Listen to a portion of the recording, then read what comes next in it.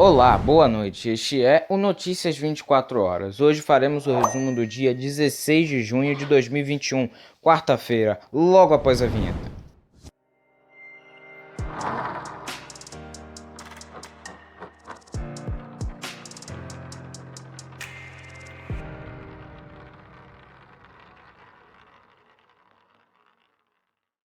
Bem, vamos começar nosso resumo de notícias de hoje, mas já peço para você deixar o seu like, se inscrever no canal e compartilhar para outras pessoas e também não esquecer de ativar o sininho de notificações, porque é muito importante para todos os resumos que forem postados aqui no canal, você já ter as notificações no seu telefone. Vamos começar pelos números da Covid, tanto os números diários quanto a vacinação. Hoje o Brasil registrou 2.673 mortes por Covid-19 nas últimas 24 horas, totalizando nesta quarta-feira 493.837 óbitos desde o início da pandemia. Com isso, a média móvel de mortes nos últimos 7 dias chegou a 2.007, voltando a bater a marca de 2.000 pela primeira vez desde o dia 10 de maio. Em comparação à média de 14 dias atrás, a variação foi de mais 8% e indica tendência de estabilidade nos óbitos decorrentes do vírus. Em casos confirmados desde o começo da pandemia, 17.629.714 brasileiros já tiveram ou têm o novo coronavírus, com 85.861 desses casos confirmados no último dia. A média móvel nos últimos 7 dias foi 72.051 novos diagnósticos por dia. Isso representa uma variação de mais 10% em relação aos casos registrados em 2 semanas, o que indica tendência de estabilidade também nos diagnósticos. E mais de 24 milhões de brasileiros estão totalmente imunizados após tomar as 2 doses de vacinas contra a Covid. Os dados do consórcio de veículos de imprensa, divulgados às 8 horas da noite desta quarta-feira, apontam que um total de 24.136.412 pessoas já tomaram a segunda dose de imunizantes desde o começo da vacinação. Isso corresponde a 11,40% da população. A primeira dose foi aplicada em 58.351.653 pessoas, o que corresponde a 27,56% da população. Somando a primeira e a segunda dose, 82.488.065 doses já foram aplicadas. De ontem para hoje, a primeira dose foi aplicada em 1.438.035 pessoas e a segunda dose em 293.627 pessoas, com um total de 1.731.662 doses aplicadas neste intervalo.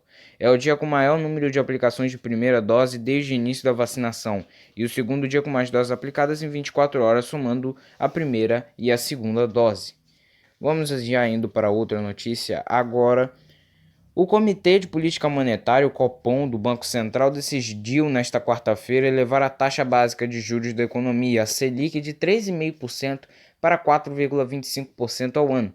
A decisão já era esperada pela maior parte dos analistas do mercado financeiro, que previa aumento de 0,75% ponto percentual da Selic. Uma outra parte chegou a estimar a elevação maior, de 1 ponto, para 4,5%. Este foi o terceiro aumento da Selic em 2021. Em março, quando o Copom decidiu elevar a taxa pela primeira vez em quase 6 anos, a Selic passou de 2% para 2,75% ao ano e mais subiu de novo para 3,5% ao ano. Os economistas avaliam que o aumento da taxa continuará neste ano. A previsão é que a Selic termine 2021 com 6,25% ao ano, segundo pesquisa do Banco Central com mais de 100 instituições financeiras. A Justiça Federal aceitou nesta quarta-feira a denúncia do Ministério Público Federal, MPF, contra o ex-governador Wilson Witzel e outras 11 pessoas acusadas de integrarem uma quadrilha que teria praticado vários crimes contra o estado do Rio de Janeiro. Entre elas, a própria mulher dele, a própria mulher do Wilson Witzel, a Helena Witzel, e o ex-secretário de Saúde do estado, Edmar Santos. Ao receber a denúncia, a juíza federal Caroline Vieira Figueiredo, da 7ª Vara Federal Criminal, tornou réus o ex-governador, a esposa dele, Helena Witzel, o ex-secretário de Saúde do Rio, Edmar Santos, como acabamos de falar, e outros 8 nomes acusados pelo MPF de integrar uma organização criminosa que praticava corrupção ativa e passiva, peculato, fraude em licitações e lavagem de dinheiro. Também nesta quarta-feira, o ex-governador foi ouvido na CPI da Covid no Senado Federal.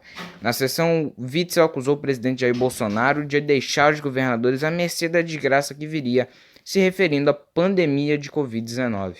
Já já vamos falar sobre essa CPI hoje, que só teve 3 horas de duração após uma, vamos dizer assim, treta entre o Witzel e alguns senadores da base governista, da base, né, do governo federal. O sistema de monitoramento da rodovia dos Bandeirantes registrou a passagem de 6.661 veículos na manhã do último sábado no primeiro pedágio dentro do trecho bloqueado para a realização do passeio de motociclistas com o presidente Jair Bolsonaro, segundo a Agência de Transporte do Estado de São Paulo, a Artesp, que informou nesta quarta-feira. A contagem foi feita entre 11 da manhã e meio-dia e meia no pedágio de Campo Limpo Paulista, na altura do quilômetro 39 da rodovia, logo no início do passeio em apoio ao presidente na rodovia. No horário entre meio-dia 26 e 1h31 da tarde, na altura do quilômetro 36, em Caieiras, o número registrado foi um pouco menor, 6.216 veículos abaixo do divulgado nas redes sociais por apoiadores do presidente, que chegaram a falar em mais de 1,3 milhão de motos participando do ato. A Secretaria de Segurança Pública de São Paulo estimou que o evento teve a presença de cerca de 12 mil motos na região do Sambódromo do AMB, em Santana, na zona norte da capital paulista, onde ocorreu a concentração. Os dados divulgados pela Artesp foram coletados nas praças de pedágio da Autoban, concessionária que administra a rodovia dos Bandeirantes, por meio do Sistema de Monitoramento de Informações de Pedágio, o MIP. Os presidentes de Rússia e Estados Unidos, Vladimir Putin e Joe Biden, elogiaram o encontro que tiveram nesta quarta-feira em Genebra, na Suíça, a primeira reunião entre os dois mandatários, que disseram que as conversas foram construtivas. Apesar disso, tanto Putin quanto Biden avaliaram que ainda há algum grau de distanciamento entre o Kremlin e a Casa Branca. Eles não se convidaram para visitas mútuas e evitaram falar em confiança entre os dois líderes. Em declarações, ambos deram sinais de que retaliações podem ocorrer caso a relação se deteriore. Depois do encontro, Biden e Putin concederam entrevistas coletivas separadamente. Ambos abordaram os seguintes temas: as armas nucleares, a segurança cibernética, as crises diplomáticas recentes, os direitos humanos e o futuro das relações entre os dois países, Estados Unidos e Rússia. As 3 milhões de vacinas da Janssen contra a Covid-19 adquiridas pelo governo federal estão sem data prevista para chegar ao Brasil. Ao ser questionado sobre o recebimento dos lotes que deveriam aterrissar nesta quarta-feira no país, o ministro da Saúde, Marcelo Queiroga, não confirmou uma nova data. Abre aspas. A confirmação eu só darei a vocês quando as doses embarcarem dos Estados Unidos, fecha aspas, afirmou o ministro. O ministro falou sobre o tema no início desta tarde, no Hospital Regional do Guará, no Distrito Federal, onde aplicou doses contra o coronavírus no ministro da Ciência e Tecnologia, Marcos Pontes, e no presidente da Caixa Econômica Federal, Pedro Guimarães. Nossa, que bonitinho, gente. A declaração ocorre após expectativas frustradas da chegada do imunizante da Janssen nesta semana. Inicialmente, o governo federal informou que os lotes chegariam entre domingo e terça-feira, o que não ocorreu. Ainda na terça, Queiroga também foi questionado sobre o recebimento dos lotes, que disse: ainda não sei detalhes, mas quarta deve chegar. Ele falou na ocasião. Nossa, Jesus amado, é tanta enrolação sobre só umas doses de vacina. É complicado, né? Tá sendo complicado adquirir doses de vacina ultimamente, a gente entende, né? Porque também é uma doença recente. A Covid não tem nem estudo suficiente para fabricar uma vacina que possa agir diretamente e fazer a cura da doença. Isso a gente entende. A produção também está baixíssima, mas ficar enrolando o povo também não dá, né? Que o povo precisa da vacina para voltar à vida ao normal. E eu falei naquela hora que bonitinho, porque é tudo da mesma corda de safado, então fica muito melhor ainda, né? Que aí fica bonitinho, tudo Queiroga aplicando vacina em um, em outro, do mesma parte do governo, né? Fica bonitinho mesmo, tudo uma costa de vagabundo. A psicóloga Laura da Silva Santos Alves comemorou, assim como muitas pessoas, quando tomou a vacina contra a Covid na segunda em Sorocaba. Mas a euforia durou pouco. Logo depois de postar a foto com a carteirinha de vacinação nas redes sociais, ela foi ver o vídeo que sua mãe gravou num momento tão aguardado e percebeu que foi mais uma vítima da tão famosa vacina de vento. No vídeo é possível ver que a funcionária da saúde coloca a agulha, puxa o embolo para cima e tira a agulha em seguida, sem injetar o imunizante. Além de não aplicar a vacina, a funcionária também erra o nome do imunizante. Falou, é AstraZeneca, tá? Pode ser que dê algum tipo de reação, avisa. O cartão de vacinação que a psicóloga recebeu traz a grafia errada do imunizante. Em um post nas redes sociais, a psicóloga chegou a comemorar a aplicação da vacina. Chegou meu dia, vacinada, escreveu. A vontade que tava dando, gente, era de rir, porque a pessoa já aplica a vacina de vento. Ainda vai escrever o nome do imunizante errado. Seria cômico se não fosse trágico, né, gente? Pelo amor de Deus.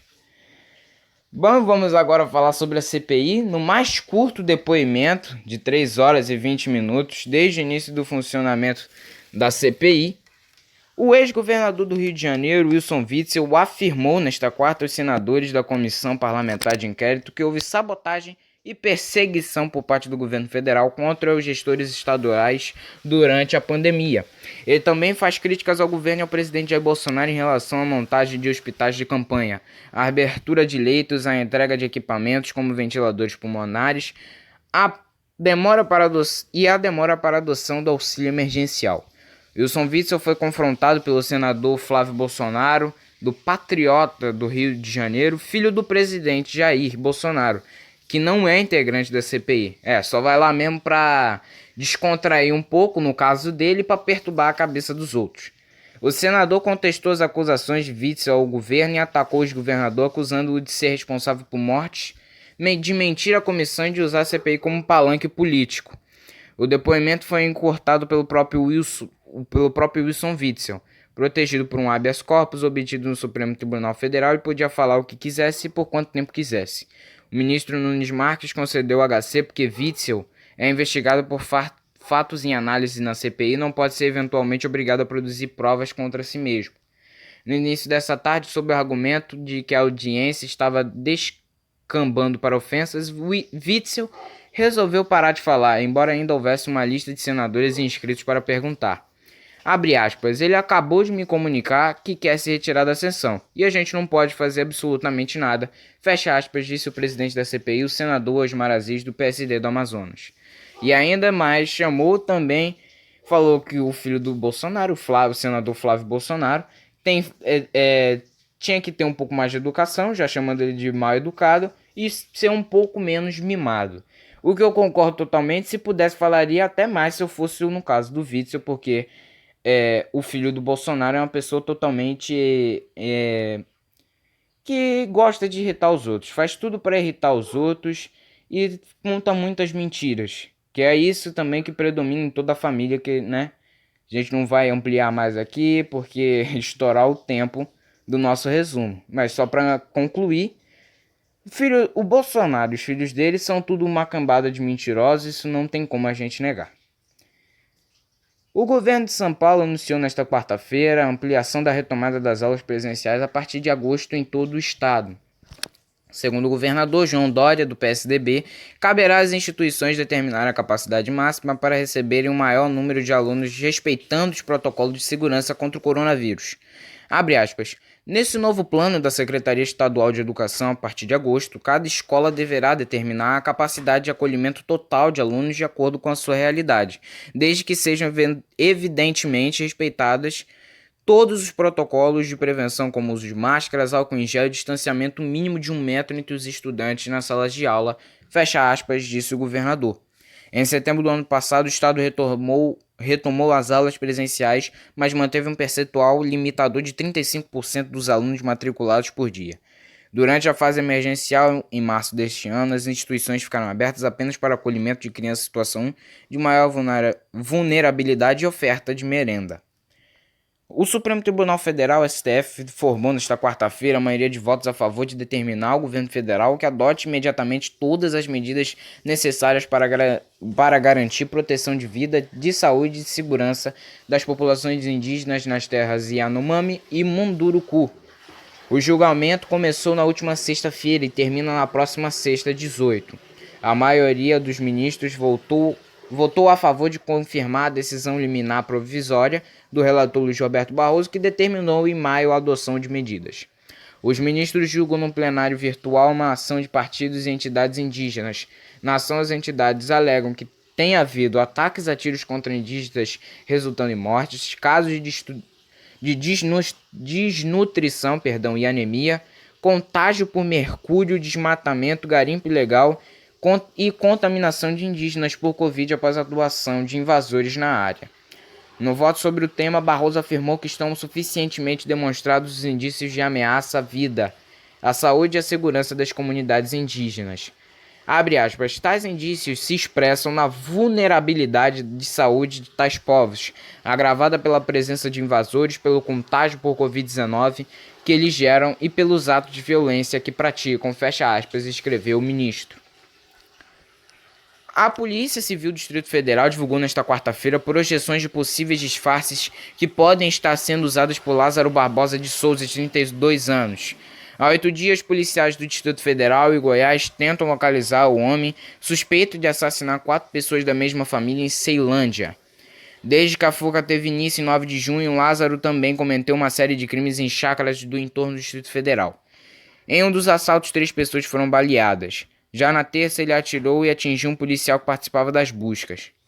Segundo a Polícia Civil, as projeções foram feitas por meio do Instituto de Identificação, o DPT, através de seu laboratório de representação facial humana. A corporação pede que as imagens sejam divulgadas para ajudar nas buscas.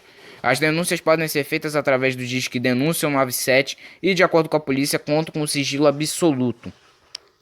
Lázaro invadiu a casa de uma família localizada no INCRA 9, no núcleo rural Alexandre Guzmão, na madrugada do dia 9 de junho. Lá ele matou o empresário Cláudio Vidal, de 48 anos, e os 2 filhos dele, Gustavo Vidal, de 21, e Carlos Eduardo Vidal, de 15. Os 3 foram encontrados com marcas de tiros e facadas. A esposa de Cláudio e mãe dos jovens, Cleonice Marques de Andrade, 43 anos, foi sequestrada e encontrada morta 3 dias depois, em um córrego da região. Após os crimes, Lázaro fugiu para a região entre Cocalzinho de Goiás e o povoado de Edilândia, no entorno do Distrito Federal. As imagens de alguns dos disfarces, contando todos que estão aqui no vídeo 12, mas são 21 ao todo, vão estar aqui no vídeo aparecendo para vocês justamente na hora que eu estou falando nesta reportagem. O vereador Dr. Jairinho, que está preso por envolvimento na morte do menino Henri Borel, foi indiciado por violência doméstica contra a ex-namorada, Débora Melo Saraiva. O inquérito policial sobre o caso foi concluído na terça-feira, pelo delegado Adriano França, da Delegacia da Criança e do Adolescente Vítima, a DECAV.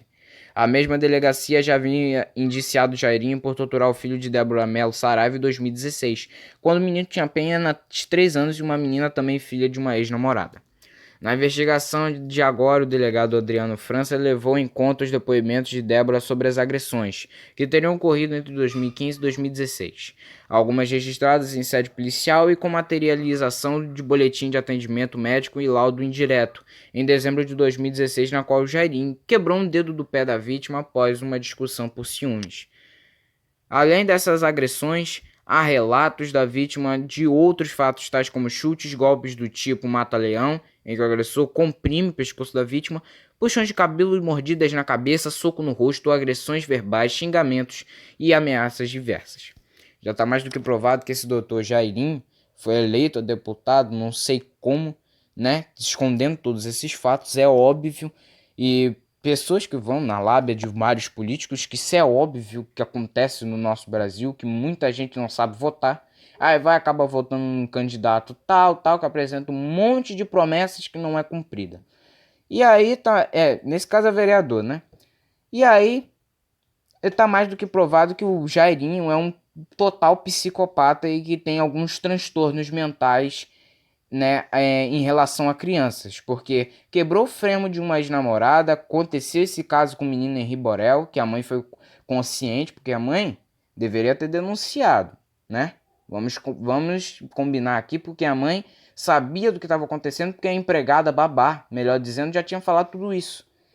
Tudo isso e marcas no corpo, o menino mancando, várias outras situações, a mãe já deveria ter denunciado ele, mas por motivos de medo, né? Motivos de ter medo do Jairinho, de ele fazer alguma coisa com ela, ela acabou ficando passiva do que acontecia. Bem, esse foi o resumo de notícias de hoje. Agradeço a todos que estão acompanhando o canal, todos os espectadores e todos os ouvintes, as pessoas que estão compartilhando nosso resumo de notícias para outras pessoas também ficarem bem informadas. Peço para você deixar o seu like aqui nesse resumo de notícias. Se você quiser fazer um comentário também no vídeo, pode fazer à vontade, que aqui os comentários são livres e a gente sempre está olhando os comentários. Se inscreva no canal, deixe seu like. Não deixe de ativar o sininho das notificações, compartilhe para outras pessoas, peço mais uma vez. Agradeço mais uma vez a todos, minha eterna gratidão. Fiquem com Deus e até amanhã.